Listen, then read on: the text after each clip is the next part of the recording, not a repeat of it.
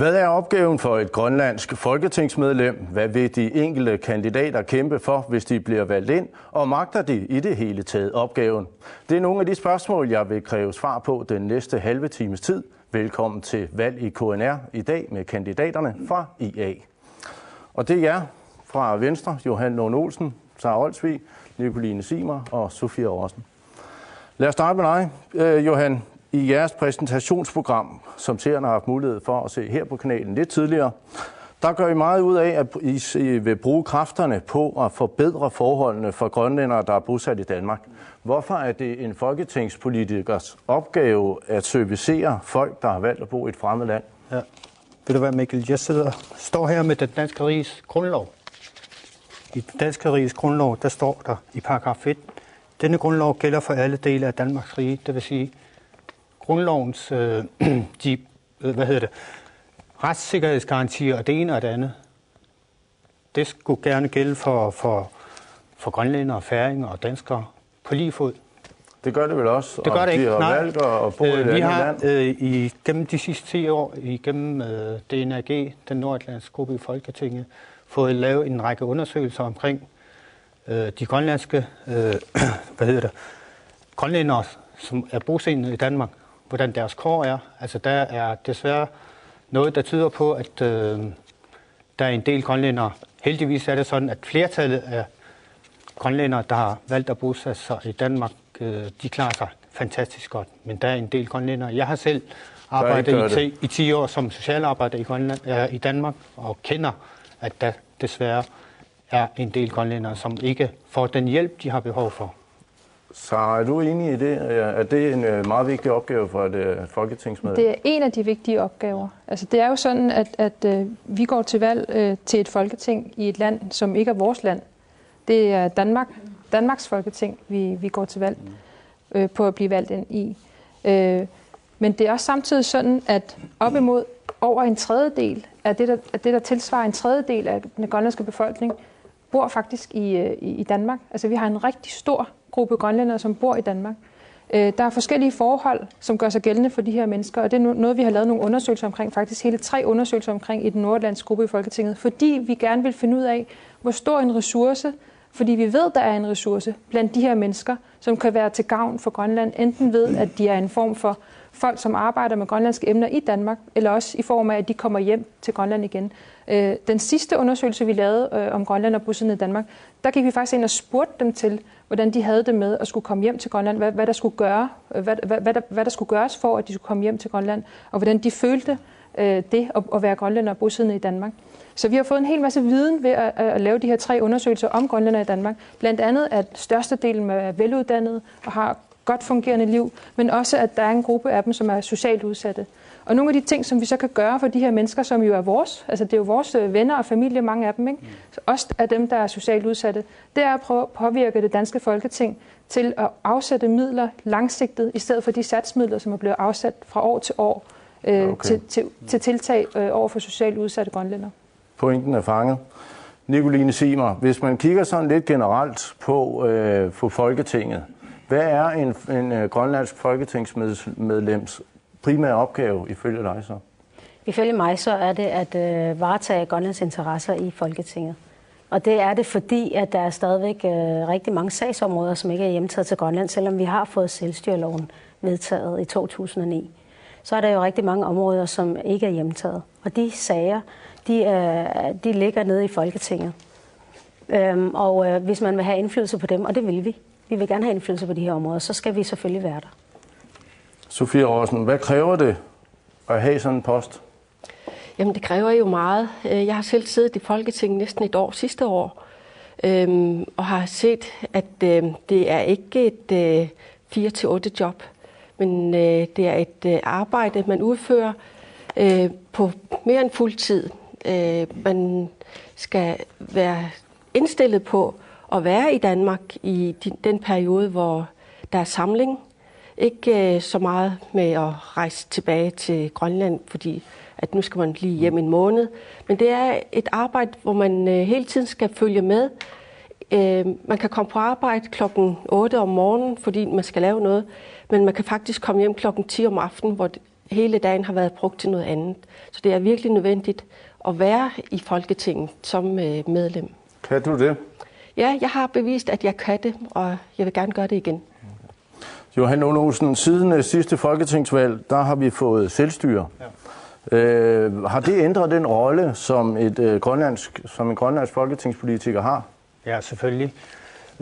Fordi at mange af de ting, som er oplistet i selvstyreloven, altså det er nogle områder, der er omkring alt i alt 33 sagsområder, som kan overtages, så snart Inatsisartut beslutter sig for at ville overtage det her område. Men der resterer jo fortsat en masse andre områder, altså den udenrigs- og sikkerhedspolitiske kompetence, valuta- og pengespørgsmålskompetencen osv., som er meget væsentlige områder. Altså det er dem, vi skal koncentrere os om, men også de der andre, som vi endnu ikke har overtaget. Altså det er jo sådan, at... Er det så kun dem, man skal koncentrere sig om? Nej, der er også det internationale arbejde. Meget sker ud i det internationale samfund, i WTO, eksempelvis Verdenshandelsorganisationen, i EU ikke mindst, fordi at større og større kompetencer bliver jo overflyttet fra dansk kompetence til Bruxelles. Og der gælder det om at holde tungen lige i munden, og derfor er det så vigtigt, at vi skal have en folketingsmand eller en kvinde siddende fuldtids i det danske folketing, i stedet for at ville lege kommunalbestyrelsesmedlem. Kan du det? Inatsisartut og folketingsmedlem på samme tid. Nej, det kan jeg ikke. Derfor koncentrerer jeg mig om det ene hverv, og det er kun Folketinget. Det er derfor, jeg ikke stillede op til Inatsisartut sidste gang, fordi jeg vil koncentrere mig 110.000% omkring Folketinget. Meget fint. Kan man ikke stille spørgsmålstegn, Sara Olsvig, ved de 2 mandater, vi det hele taget har i Folketinget? Bør man ikke finde en anden måde at komme ind i det på? Jeg mener, vi gør meget af heroppe, at Danmark ikke skal blande sig i vores forhold. Og alligevel så har vi 2 mandater, der giver ret til at blande sig i deres forhold, og vi gør det. Kan man ikke stille spørgsmålstegn ved det? I Grønland sidder vi jo ikke og har kompetence på områder, som er afgørende for Danmark. Det kan det jo have, hvis de 2 mandater bliver tunge på vægtskålen. Grønlands Landsting sidder jo ikke og beslutter ting, som er afgørende for Danmark, og har eneret til at være den, der beslutter endeligt, hvad statens holdning skal være i FN, i EU, i Arktisk Råd og i andre store internationale sager. Vi har, som Johan også siger, heller ikke overtaget en hel del kompetencer, som heller ikke er på listen over de sagsområder, vi kan overtage med selvstyreloven. Så der står i præamblen, det vil sige indledningen til selvstyreloven, at ideen med selvstyre er at fremme en gensidig respekt og en øget ligeværdighed mellem Grønland og Danmark. I det siger man jo så også, at ligeværdigheden er der ikke. Og det mener jeg heller ikke, den er. Fordi der er sagsområder, der er kompetenceområder, som er på rent danske hænder. Og derfor er det vigtigt, at vi har folk, som sidder i det danske folketing, indtil den dag, vi er fuldstændig selvstændige. Og der kommer til at gå en del år, før vi når så langt. Men hvad vil du gøre, hvis din stemme er afgørende for et rent dansk forhold? Det vil jo komme an på, hvilken situation det er. Hvis du spørger angående, hvem jeg vil pege på som statsminister. Ja, eller en intern dansk beslutning om et eller andet, hvor dit mandat kan være den, der afgør, om det er for eller imod. Hvad vil du gøre? Altså, vi har jo besluttet her i vores kandidatgruppe og i Inuit Ataqatigiit, at vi ved godt, der er en tradition for, at de grønlandske folketingsmedlemmer ikke blander sig i sager, som ikke vedrører Grønland, eller færøske folketingsmedlemmer ikke blander sig i sager, der ikke vedrører Færøerne. Men den tradition vil vi gerne udfordre lidt. Vi synes, vi har et medansvar i det her rigsfællesskab, som vi er en stor del af. Vi ligger i Arktis. Danmark har medlemskab i Arktisk Råd, deltager i Arctic 5-møder osv. osv. Vi har stor betydning for den danske stat. Vi har også stor betydning på den måde, at vi er en del af den danske stat. Vi har historiske bånd, identitetsmæssige bånd, kulturelle bånd. De bånd, de kan ikke bare lige kappes.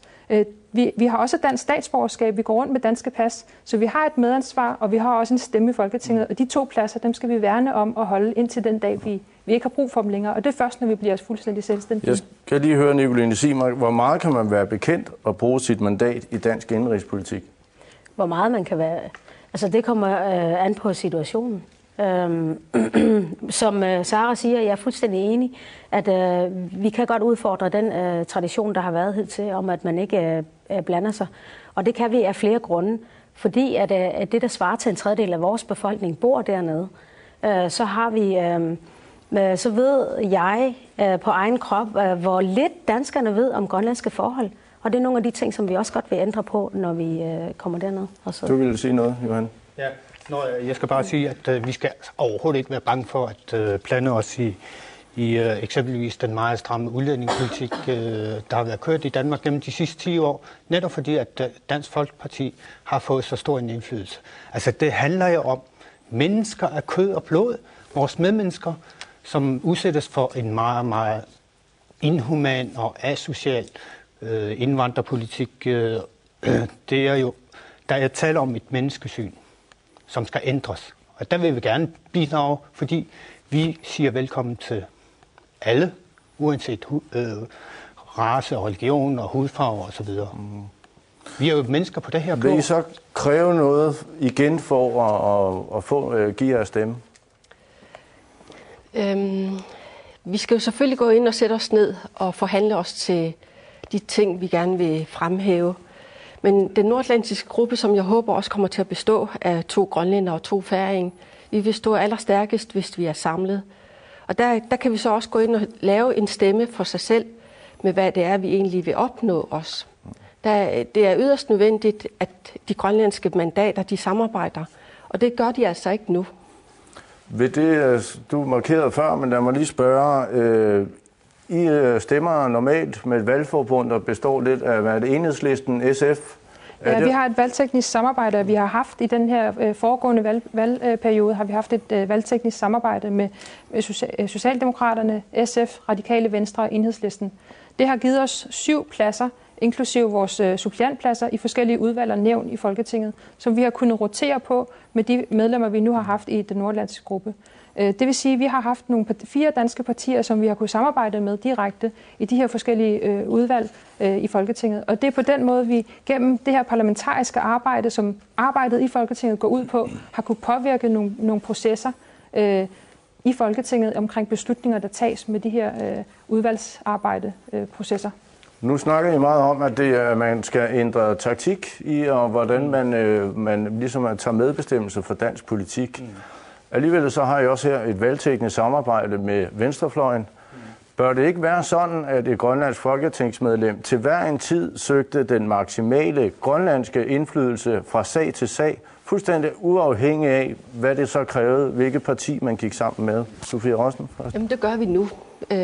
Det gør vi på grund af, at vi skal have mere indflydelse, vi skal kunne høres, men vi skal også kunne lave et samarbejde, der går hen imod den selvstændighed, vi skal have på et tidspunkt. Men også, at vi er 2 mandater fra Grønland. Der sidder 179, men vi bliver nødt til også at have indflydelse på resten af dem, der sidder der. Du markerer. Ja, altså jeg synes, det er også vigtigt at gøre klart, at vi fra Inuit Ataqatigiit, vi har ikke tænkt os at vende ryggen til vores grundlæggende ideologi inden for politik. Derfor så er det naturligt for os at pege på en rød regering, hvis det kommer så langt. Det er også naturligt for os at indgå i et valgteknisk samarbejde med den røde fløj.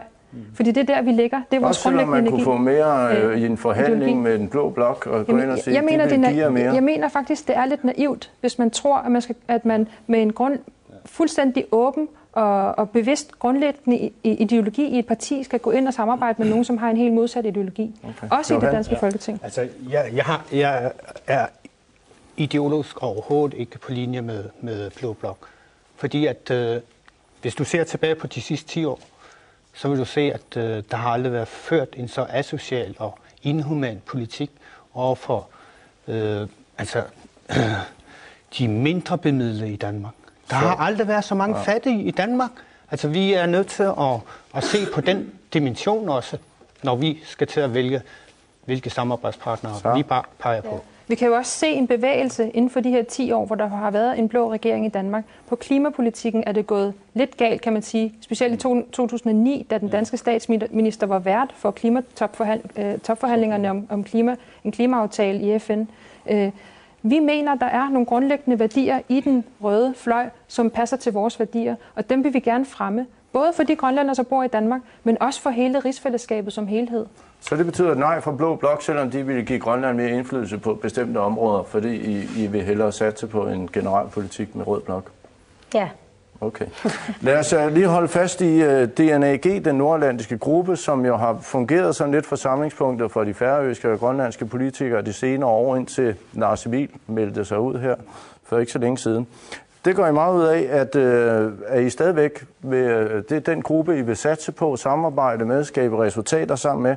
Men hvad er de reelle resultater, som den nordatlantiske gruppe rent faktisk har præsteret de senere år? Jamen, vi har jo haft, hvis vi kommer tilbage til satspuljemidlerne for socialt udsatte grønlændere, sidste år i 2010, der var det meningen, at regeringen vil skære 700 millioner af deres satspulje. Vi var så heldige, at vi så, at det kom. Vi har så lavet en undersøgelse. Vi har så også fået gjort det sådan, at alt, hvad der vedrører grønlandske væresteder, grønlandske huse og andre steder, hvor grønlænderne kommer, den satspuljemiddel, som skulle være blevet sat til 0, den er blevet bibeholdt. På grund af den nordatlantiske gruppe? Det er på grund af den nordatlantiske gruppe, fordi du kan ikke se, at Siumut har gjort noget for at få det i værk. Okay. Hvad det hedder, vi stopper lige her, og så skal vi lige se et klip fra jeres valgvideo, som kommer her. Folketinget missulisutigeqqinniarparput minutta soqutigisaasa aalluneqarnissaat ilaatigut makku toqqammavigaluit nunat tamalaat akornanni avatangiisinik illersuiniarluni suleqataanissaq nunatta aningaasaqarneranut tungatillugu sinaakkusersuilluarnikkut ineriartortuarnissaa qulakkeerniartuassallugu. Så afslutsvis sikre de bedste rammer for en sund økonomi og sund og bæredygtig udvikling af Grønlands økonomi. Kan du hjælpe mig og Grønlands befolkning med at forklare, hvad betyder det? Ja, det betyder, at vi har nogle rammer inden for rigsfællesskabet for, hvordan vi fordeler pengene. Det ligger fast i vores lov om Grønlands selvstyre, som er en dansk lov, vedtaget i Folketinget i maj 2009. I loven står der, at Grønland får et bloktilskud, som er på et bestemt niveau. Det vil sige, at det er en ramme for Grønlands økonomi. Det er den ene måde, som jo ligger fast på nuværende tidspunkt. Men vi har en vision om, at vi godt kan påvirke den fastlægning af bloktilskuddet, fordi den på nuværende tidspunkt kun reguleres efter den danske inflation. Vi vil gerne opnå, at den også reguleres efter den grønlandske inflation. Det er den ene måde. En anden måde er, når vi overtager sagsområder fra Danmark, så skal der en lang forhandlingsperiode til. Når Inatsisartut har besluttet, at et sagsområde skal overdrages, så er der en periode, hvor vi kan gå ind som folketingsmedlemmer og påvirke de danske partier til at opnå den bedste aftale for, hvordan og hvor lang tid den her proces skal være. Der skal vi sikre, at vi har... Ja, Nicoline, bæredygtig udvikling af Grønlands økonomi. Vi er i gang med olieudvinding og mineraludvinding. Næppe noget, nogen kan blive kaldt for noget bæredygtigt på andet. Skal vi ikke bare have snablen ned i den grønlandske undergrund, finde det olie, og så væk med det bloktilskud? Er det ikke det, vi skal? Hvad er det her bæredygtigt for noget? Altså, der er jo en helt klar plan for, hvordan vi afvikler det bloktilskud, der er fra Danmark af. Så den side af sagen, den er jo sådan set færdigforhandlet. Men det, der også ligger i det, det er blandt andet retsvæsenet. Hvis vi tager retsvæsenet, så har vi et problem omkring retsvæsenet, som har ligget og lagt og har været syltet i alle de år, den har fandtes.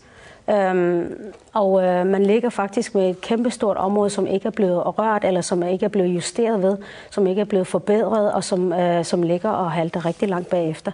Og der skal vi ind og regulere i forhold til retsvæsenet, som er en meget, meget dyr post. Lad os springe netop, nu er vi lidt inde på det, jeres mærkesager, Johan Lund Olsen. Hvis jeg lige nævner dem, egen grundlov, selvstændig stemme i IWC, CITES og WTO, udenrigs- og sikkerhedspolitik, hvor du vil have vetoret. Er det sådan, så næste gang Danmark vil gå i krig med Irak, så smider du lige vetokortet og siger nej, fordi Johan Lund Olsen vil ikke med? Er det sådan, det skal forstås? Ja, det skal forstås således, at vi har en lov om Grønlands selvstyre. Vi har en selvstyreordning, som vi har forhandlet os frem til. Den er allerede blevet tilsidesat ganske flere gange af den danske regering. Da Danmark besluttede sig for at gå i krig sidst mod Libyen, der var der ellers aftalt via lov om Grønlands selvstyre, at den danske regering først skulle orientere landsstyreformanden og landstingets Inatsisartuts udenrigs- og sikkerhedspolitiske udvalg. Det er aldrig sket. Men det skete heller ikke, da Danmark besluttede sig for at gå ind i Irak, og derefter også i Afghanistan. Der blev Grønland heller ikke orienteret på forhånd. Så forklar lige, hvad er det præcis, du vil inden for udenrigs- og sikkerhedspolitikken? Jamen ved du hvad, det her vetoret, det har vi haft i mange, mange år, næsten 30 år inden for råstofområdet, og det virker ganske glimrende. Så den ordning, den er prøvet før. Den vil du kæmpe for? Det er, når det drejer sig om anliggender af særlig betydning for Grønland, grønlandske interesser, så skal vi naturligvis altid spørge os. Inatsisartut og naalakkersuisut skal altid med, når så afgørende beslutninger skal træffes med virkning for Grønland og med konsekvenser for Grønland. Sofie Rossen, udlændingepolitik, Arctic 5. Du nævner også noget om noget forsvars, der kan give nogle uddannelsespladser, noget et eller andet, og så ikke mindst CIA-flyvninger har også været en sag, du har fulgt nøje. Ja. Nu kommer Socialdemokratiet jo i dag sammen med Vilje og siger, at der kommer ikke nogen undersøgelse af de her CIA-flyvninger. Er det ikke en død sag, du er forfølger? Nej, det er det bestemt ikke. Det er sådan, at vi har ellers hørt, at Socialdemokraterne, SF og Radikale, de støtter en undersøgelse af, hvad sker der egentlig omkring CIA, hvad har der været omkring mellemlandinger, har der været noget, men vi har jo beviser. Vi har jo set i den danske TV-avis, der har været masser af undersøgelser om det. Vi skal bare have en tilbundsgående undersøgelse. Men der er vi så heldige, at vi ikke er bundet til nogen parti. Vi er ikke bundet til Socialdemokratiet, som er ophavsmanden for den her nedprioritering af CIA-undersøgelsen. Så du vil godt være sammen med Blå Blok her, hvis de for eksempel lovede dig en CIA-undersøgelse? Nej, det vil jeg ikke.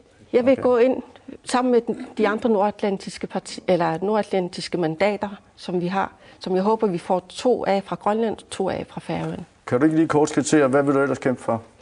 Jamen, der er jo alt arbejde i Folketinget er jo væsentligt, men der er for eksempel IWC, hvor den danske udenrigsminister forhandler på det grønlandske folks vegne. Det mener jeg altså helt hen i vejret. Vi skal have den plads til Grønland. Okay. Nicoline Simer, det er primært miljø og klima. Er det realistisk? Ja, absolut. Grønland er jo et omdrejningspunkt for hele den, og et symbol for den klimaforandring, der sker her i den globale verden. Og det er desværre også sådan, at den grønlandske befolkning bliver ramt af de her klimaforandringer, der sker i de her tider. Men hvordan vil du gøre det for Folketinget? Jamen, det vil jeg da arbejde for ved dels i de internationale fora, vi er i, Arktisk Råd og EU for den sags skyld, ikke? Der skal fokus på, at rent faktisk går ud over de arktiske befolkninger, at der sker den ophobning i de dyr, som vi lever af her. Så det er dine primære fokusområder, hvis du skal ind? Nej, det er det jo. Altså, der er jo flere, ikke? Der er jo også lige omkring den her forskning, der sker i Grønland i de her tider. Sker ikke en forankring af den forskning, der sker i Grønland. Og det har vi faktisk krav på, og det skal vi selvfølgelig sørge for sker. Og derudover så vil jeg også godt have, at retsområdet det bliver opjusteret. Så styrke DNAG og retsplejelov, hjemtagelse af nye områder med fødevareområdet. Hvorfor er det vigtigt? Jeg mener, det er vigtigt, og jeg har brugt det som et eksempel på et område, som er ved at blive overtaget af Grønland, hvor vi har virkelig meget brug for at samarbejde med Danmark.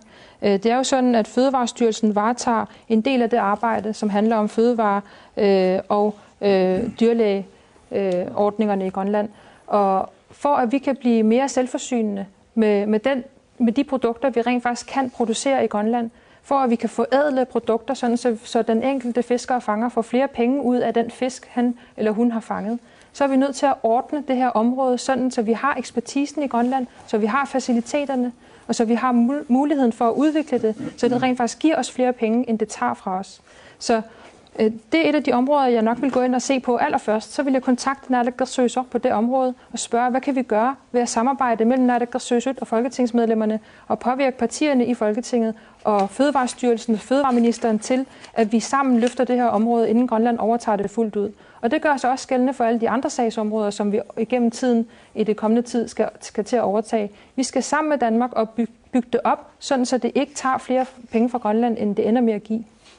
Johan Lund Olsen, jeg synes, at denne her valgkamp, vi har, nogle gange har jeg sådan lidt svært ved at se, hvad er den grundlæggende forskel på måden, I går til valgkamp på fra Atassut til Siumut. Hvad er den grundlæggende forskel for dig og de andre partier? Den grundlæggende forskel er, at vi har langt større frihed, fordi at vi har valgt en samarbejdsform, som giver os den største råderum og albuerum og større frihed til at agere på det grønlandske folks vegne, og på Grønlands vegne, og på færingernes vegne, og på Færøerne. Hvad er den grundlæggende forskel for dig og så dine modkandidater af de andre partier? Jamen det er jo, at alle arbejder for det grønlandske folk. Men man skal også være synlig. Man skal også kunne arbejde. Man skal være til stede. Og det kan måske være, at det vil være et problem for nogle af dem, der stiller op fra andre partier, der er medlem af naalakkersuisut eller er medlem for kommunalbestyrelser. Hvad er vigtigst, Nicoline Simer, er det her valg at vælge en fra et bestemt parti, eller vælge den person, som man var, som man mener måske kan varetage de grønlandske interesser bedst muligt? Jamen det er selvfølgelig at vælge en fra Inuit Ataqatigiit, og så er det selvfølgelig også at vælge en, som vil det her samarbejde med den nordatlantiske gruppe. Det er noget af det, som vi slår rigtig meget på, fordi at vi vil gerne det her samarbejde om de 2 enkelte mandater, vi har nede i Folketinget. Det er utrolig vigtigt, at vi har en samlet, eller det håber jeg også, at vælgerne synes den 15. september, at man gerne vil det her samarbejde, sådan så man fremmer grønlandske interesser bedst muligt. Hvorfor er du bedre end Nicoline Simer? Jeg mener ikke, jeg er specielt bedre end Nicoline, men vi har jo forskellige erfaringer, og en af de erfaringer, jeg har, det er faktisk at arbejde i den nordatlantiske gruppe, hvor jeg var i over 2 år, mens jeg var studerende, efter jeg var blevet færdig. Og det er vigtigt, at man følger med i, hvad der sker, både inden for de forskellige partier, men også generelt på Christiansborg. Og der synes jeg, det var tydeligt for mig, da jeg arbejdede der, at den måde, den nordatlantiske gruppe arbejder, hvor vi ikke er bundet til et bestemt parti, og hvor vi ikke er afhængige af det partis velvilje til at give nogle af deres gruppestøttede midler til os, eller komme med en eller anden klippekortmodel, den uafhængighed, den er utrolig vigtig. Selvom vi er i valgteknisk samarbejde, så kan vi jo gå ind og invitere alle de andre partier til også at samarbejde om enkeltsager. Så det er altså ikke...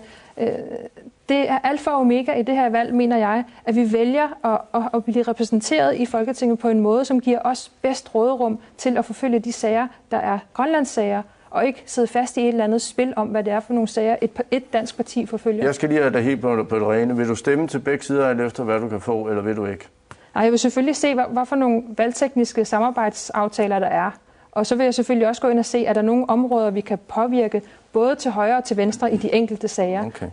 Hvordan kan Zacchaeus og Benjamin i bygderne mærke helt konkret, hvis du bliver valgt til Folketinget? Altså, det handler naturligvis om, at vælgerne, uanset om de er i bygd eller i en yderdistrikt, eller i storbyen Nuuk eller i Siumut, at de skal have mulighed for at følge de grønlandske mandaters daglige arbejde i det deres Folketing. Det kan ske ved eksempelvis... Hvordan kan Zacchaeus og Benjamin mærke det? Jamen det kan det i hvert fald ved, at blandt andet, at hvis retsvæsenet det bliver opjusteret, hvis kriminalforsorgen bliver opjusteret, så vil de i hvert fald kunne mærke det ude i byer og bygderne, fordi at det er et område, som er så forsømt. Jeg skal lige høre, vi har en afstemning på nettet, KNR-GL, og der står du ikke til at blive valgt ind. Hvordan har du det med det? Jeg har slet ikke set KNR's net, men jeg mener, at den, der kan opfylde de krav, som man selv kommer med, det tror jeg, at det er vejen frem. Du fører og ligger lidt i favoritfeltet til måske at komme ind. Hvordan er det som ny? Altså det gør det selvfølgelig ekstra spændende, men jeg har det også lidt skeptisk over for de her internetafstemninger. Men der er rigtig meget arbejde at tage fat i, og jeg mener, at jeg er godt rustet til at kunne tage fat i det arbejde. Det bliver alt, vi når. Vi når desværre ikke flere spørgsmål i aften, men jeg håber, du er blevet lidt klogere på IA's kandidater og hvad det er for et valg, vi egentlig står overfor. Vi er tilbage igen i morgen med kandidaterne fra Atassut. Fortsat god aften her på kanalen.